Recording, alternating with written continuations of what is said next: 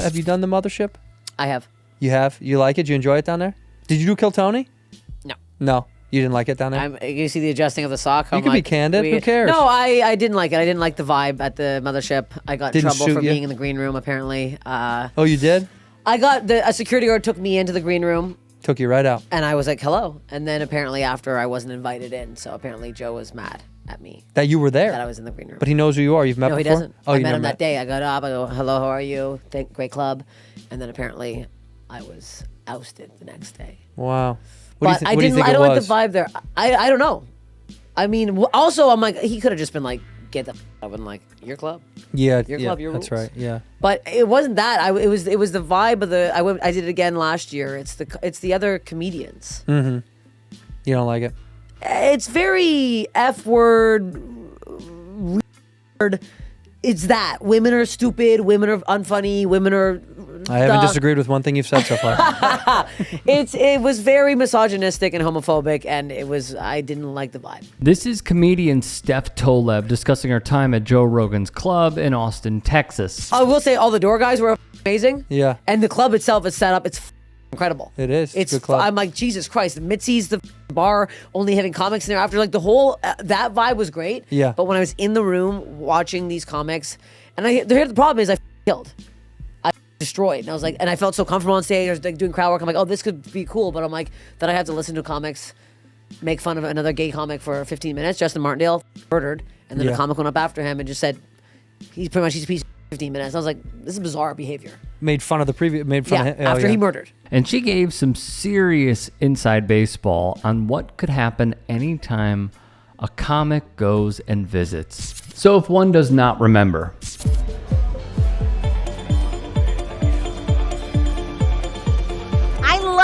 I love Joe Rogan. I love the fact that he can be like whoever he is and invite whoever he wants here. I'm pretty excited about it because Joe Rogan, at this point in his career, is uncancelable. You can't cancel Joe Rogan. Therefore, you've got an amazing comedy club that is also full of uncancelable, amazing people. I think what Joe Rogan is bringing to Austin is pure freedom of speech. I think it's a very big deal that Joe's opening his own club. I mean, it's providing an opportunity for people to come and speak their mind for free speech without fear of repercussion or being canceled. And reminder that comedy is supposed to be funny. Everyone's here to have a good time, and that's really what this is the embodiment of, is free speech. Rogan moved away from California and opened up his own comedy club in Austin, Texas. By the time 2021 rolled around, there was like 15, 16 world-class comics living in Austin. Wow. And then I was like, I'm buying a club. And Ron talked me into it. He's like, you got to get a club. We got to do this. Because, he knew I got a bunch of money from the Spotify deal. So I was like, all right, let's do it. And so then in 2022 or 3, I guess, we opened up. And it's just been gangbusters ever since. And now it's like, this is the hub of comedy in the country, which makes it the hub of comedy in the known universe. It's all here in Texas. It's all at that club. I like that. Well, really cool, man. Props to you for pulling that off. Well, I mean, I think I pulled it off, but I think everybody pulled it off. People are proud of the comedy, history in this town. Yes. And it's a great place, and it's all walks of life, man. Everybody likes to use that term inclusive and diversity. Well, our scene is diverse and inclusive, but everybody's great. It's only diverse because they just happen to be, everybody's diverse. We're all, you get artists, they're all different, weird people. And we didn't seek that out. It was just what happened. It's a vibrant, wild scene. We've also heard from Marc Maron on the Rogan criticisms. Rogan. Okay. Who's that? Joe Rogan. Joseph Rogan? Yeah, he's out of Texas. Oh, Texas. Got it. Yeah. I got it. Got it. Yeah. You love Austin, don't you? He's running half the planet out of Texas. Yeah. He's got a tight hold on the enlightened meatheads. Dude, Maron's disdain. It's not disdain. It's reasonable criticism. What do you think the Austin shelf life is going to be? Well, I don't know. I think that it's so effectively tribalized at this point. It really comes down to material. I mean, at what point, it's like whatever they represented in terms of policy. And sure. It's not a stretch. it's like they won. Trans people are frightened. They have no ability to get health care anymore, and they're afraid of being alive and have no freedom left. So that's done. When do you stop with the jokes? When do you stop with the jokes? And like immigrants, okay, well they're being ripped away from their homes, and they're all terrified, and okay, so that's done. When do you stop with the jokes? Right. I mean, it's one thing to pick on the vulnerable and the marginalized, but I mean, they're down. Yeah. I mean, like, they're down. why do you got to keep hitting them? Unless you're a hack. Now, there's a question. Wow. Mark, wow. My idea of what he's done to comedy. Sure. And I don't think it's great.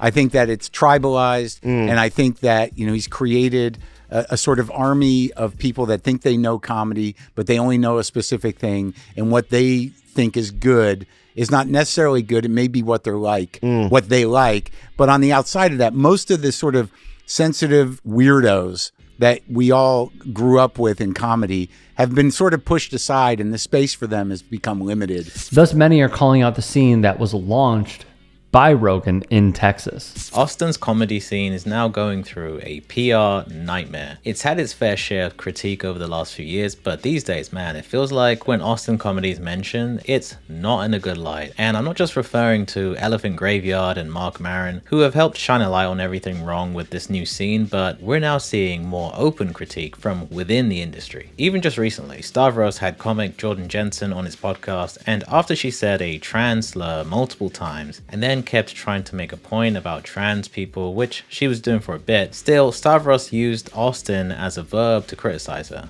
You have gotten like Austin trans brain, like you know what I mean, like it really is at the top of your head. No, because you immediately brought it up as soon as the podcast started. No, but it's also because like Big Brother Joe is there, and when he left, Rogan was like trying to tell a lot of us to like be like, you got to get the f- out of LA, and this became a narrative of like, LA sucks, dude. LA, and all these people were like kind of ringing this thing. I mean, you may not have heard this, but that was like a constant. No, I was one of the people saying it. Yeah, it was annoying. It was annoying. It was annoying. There's just so many people being like, get out, get out, get out. But it's like, I'm not fucking getting out to stream down there. Just relax. Like, so I think that annoyed me. So then I was like, well, I'm not bringing my ball. I'm not going to come play with you guys because you fucking pissed me off. You got to go to this restaurant. This restaurant is the best. You don't think I'm the best. I'm like, I'm not going. I'm not going to eat the food. Just relax.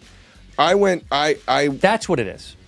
Well, this annoying, like, you gotta get out of LA, dude. What are you even doing? This was a great breakdown by The Good Rant on YouTube. Please check out their channel. And by the way, in case you missed it, we have featured Steph Tolev's work previously. This is the first boss employee outing.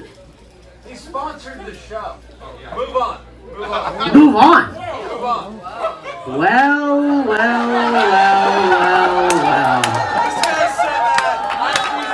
Oh, he's leaving. Oh, he's busy. Look at this, walking out, taking his beer to the bathroom. Disgusting. You're gonna piss in that can, fill it back up, come back. Look at this. I've never seen somebody walk out like this. Look at this. Should I go to the bathroom right now? Should I get an extension cord? Can you imagine? I take a full extension cord to the bathroom. You think I'm done? This isn't over. I've never had October 10th or 11th, whatever that first. Whoa. Back in the seat. Look who's back in this.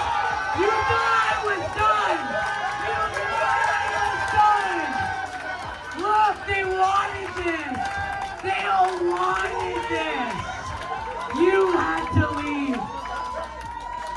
Did I offend you? Oh, he's leaving again. He can't handle it. Hey, I appreciate you watching. Now, if you can, please do become a channel member by going to youtube.com/tytsports and clicking the join button. If that's too much for you, you can just go to tyt.com/join to become a member. It helps all of us out here at the Young Turks and keeps our network afloat. In addition, you could follow me on my socials on Twitter, Instagram, and TikTok. Appreciate the love. Have a great day.